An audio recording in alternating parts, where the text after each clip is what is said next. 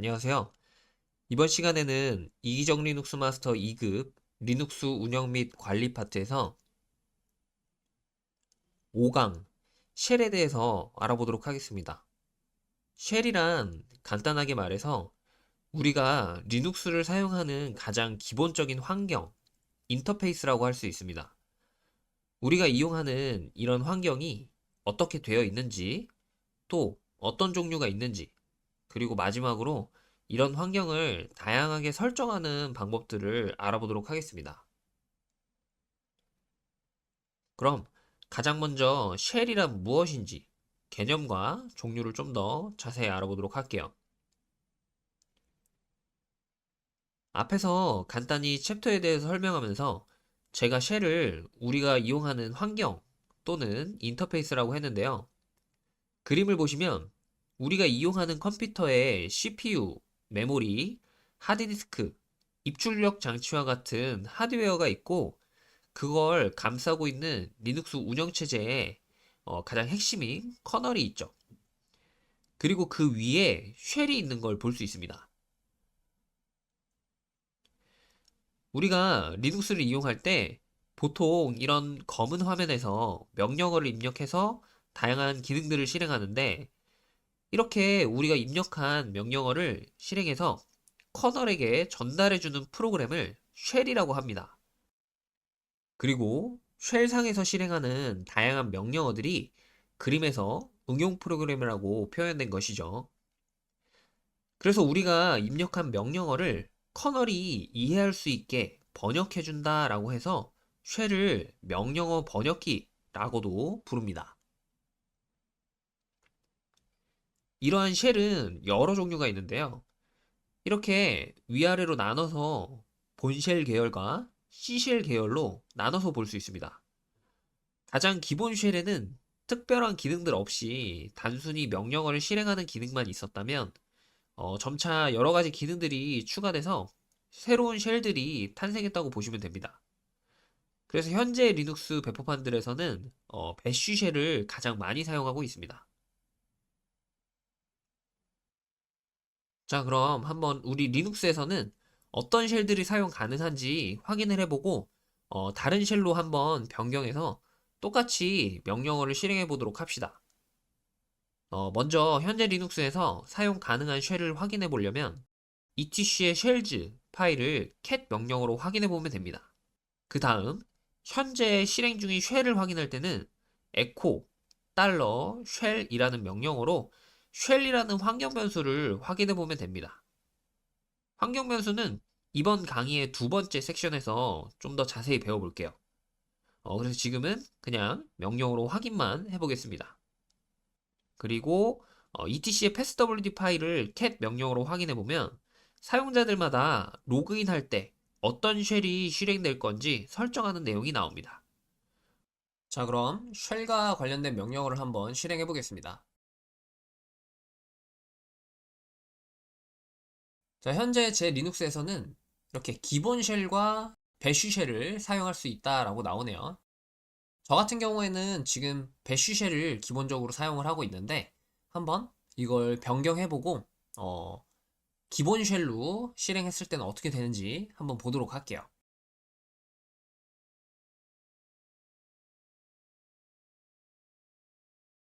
이렇게 환경 변수에서 확인해 보면 지금 현재는 배쉬 쉘을 사용하고 있다고 나오는데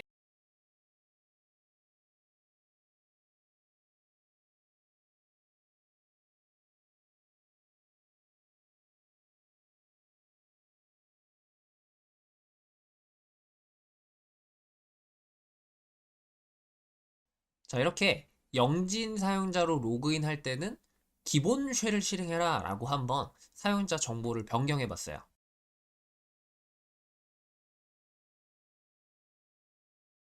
사용자 정보는 etc 밑에 passwd 파일에 저장되어 있으니까 해당 내용 변경됐는지 확인해 보면 지금 잘 변경이 됐네요.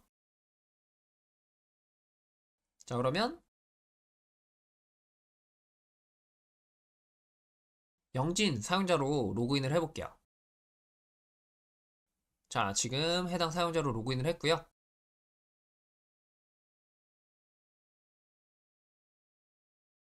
현재 실행 중인 쉘을 확인해 보니까 기본 쉘이라고 이렇게 나오고 있죠. 자, 그래서 쉘을 한번 이렇게 변경을 해봤어요.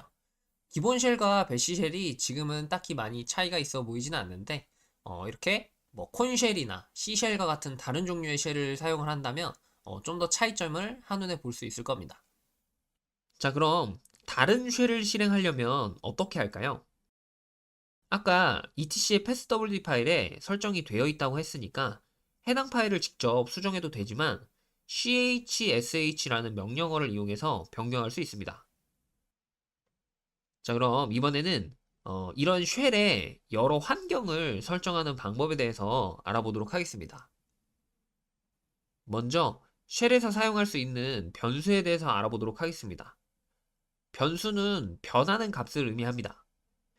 그래서 뭔가의 변수에 a를 저장해 둘 수도 있고 다시 변경해서 b라는 걸 저장해 둘 수도 있죠. 쉘에서는 쉘의 특정 설정에 사용되는 다양한 변수들이 있는데 이걸 모든 사용자가 이용하는 전체 쉘에 적용하느냐 아니면 내가 현재 사용하는 쉘에만 적용하느냐에 따라서 환경 변수와 쉘 변수로 나눌 수 있습니다. 환경 변수를 설정할 때는 앞에 export 명령어를 써주고 그 뒤에 변수 이름, 그 다음 는 하고 저장할 값을 지정을 해줍니다. 쉘 변수를 설정할 때는 export 명령어 없이 변수 이름 하고 는 다음에 저장할 값을 지정해주면 됩니다. 자, 그럼 직접 화면에서 보이는 것처럼 ps1이라는 변수의 값을 설정을 해보도록 하겠습니다.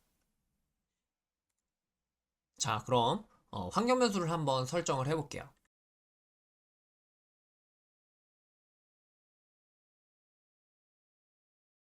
자, 우선 ps1이라고 하는 환경 변수는 이 명령어를 실행하는 쉘에서 프롬프트 모양을 설정하는 그런 환경 변수입니다. 현재는 이런 식으로 설정이 되어 있는데요. 이걸 한번 변경을 해볼게요.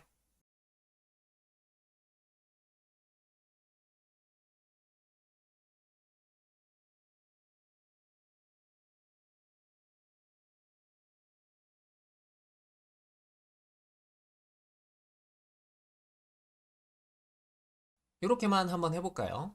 지금 이렇게 역슬래시 W를 빼고 설정을 해보겠습니다. 자, 그러면 좀 차이가 없어 보이는데 여기 지금 물결 표시가 프롬프트 모양에서 사라졌죠. 그래서 이렇게 환경 변수를 변경을 하게 되면은 이렇게 뭔가 쉘의 환경 자체를 변경을 할 수 있게 되는 겁니다. 다시 한번 또 바꿔볼게요. 좀 더 티가 많이 나게.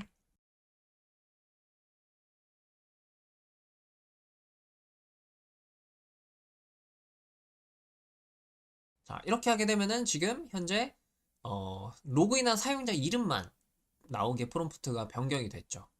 그래서 이렇게 프롬프트 모양을 본인이 원하는 대로 설정을 할 수가 있고요. 이렇게 패스와 같은 환경 변수는 명령어들이 설치되어 있는 위치를 저장을 하는 거니까 만약에 내가 특정 파일을 저장했다. 근데 그걸 명령어 이름만으로 실행하고 싶다 그러면 이런 패스라고 하는 변수에다가 해당 경로를 추가를 해주면 되겠죠. 그래서 이런 식으로 변수를 설정하고 사용을 하기도 합니다. 저는 지금 어, 지역 변수로만 설정을 했기 때문에 이 다른 사용자들한테는 적용이 되질 않아요. 만약에 다른 사용자들한테도 적용을 해주고 싶으면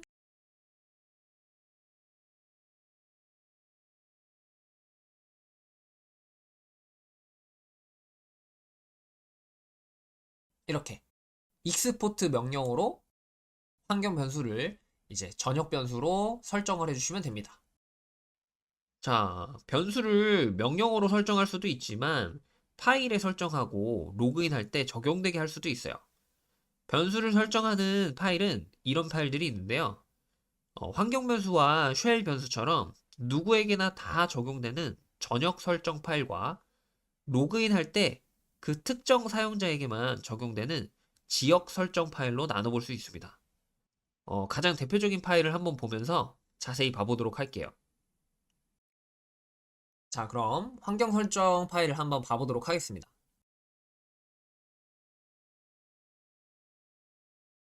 가장 대표적인 환경 설정 파일이 이 etc 밑에 프로필 파일인데요. 처음에 부팅이 되면서부터 이 파일의 내용을 리눅스가 읽어서 적용을 시켜주고요. 모든 사용자한테 다 적용이 되는 전역 설정 파일입니다. 파일의 내용을 봐보면 뭐 여러 가지 환경 변수들이 설정이 되게 되어 있는데 이 중에서 기본적으로 일단 환경 변수는 아니지만 유마스크 값 같은 이런 것도 설정이 되게 되고요. 그 다음에 패스와 같은 이런 환경 변수가 익스포트 되면서 모든 사용자한테 적용이 되게 전역 환경 변수로 설정이 되게 되어 있네요. 그 다음에 이번에는 다른 파일도 한번 봐보도록 하겠습니다.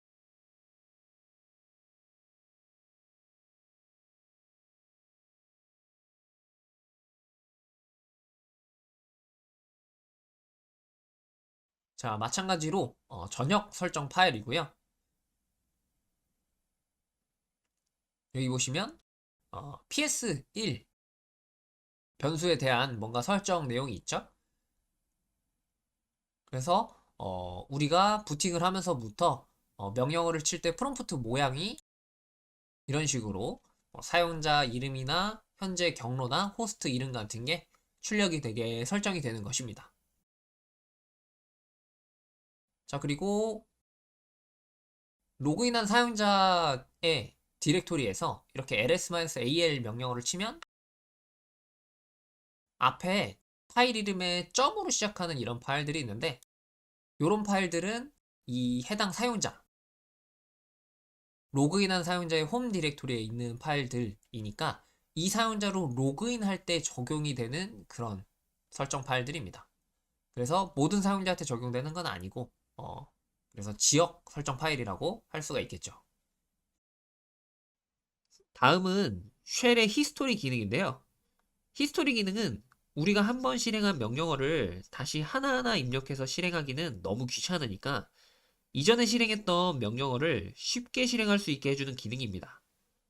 간단하게는 화살표를 이용해서 이전 명령어를 확인 또는 실행할 수 있고 히스토리 명령어를 실행한 다음에 거기서 확인한 번호를 이용해서 실행을 할 수도 있어요. 간단히 실습을 통해서 확인을 해볼게요.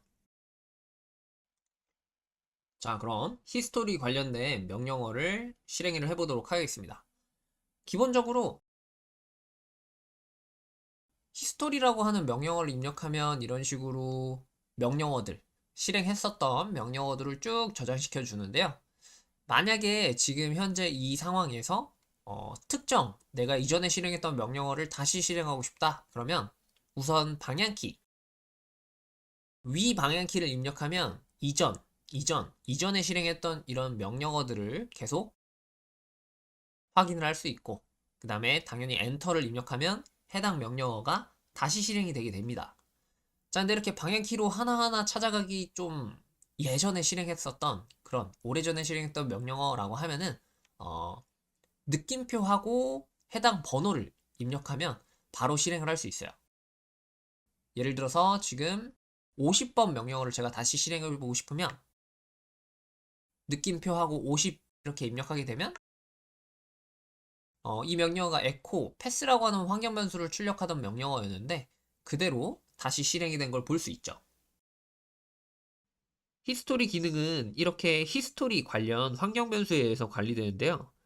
얼마나 저장을 많이 할 건지, 어떤 파일에 이런 히스토리 내용을 저장할 건지 등을 설정할 수 있습니다.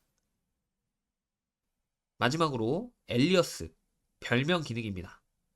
별명 기능은 자주 사용하는 복잡한 명령어를 간단한 별명으로 지정해서 실행하기 편하게 만들기 위한 기능입니다. 예를 들어서 이렇게 ls-al과 같은 명령어는 자주 사용하는데 명령어도 있고 옵션도 있다 보니까 매번 이렇게 입력하는 게 귀찮다. 그러면 이렇게 엘리어스로 지정을 해두면 되는 거죠. 그러면 앞으로 엘리어스에서 지정한 이런 명령어만 쳐도 ls-al 명령어가 실행되는 것이죠.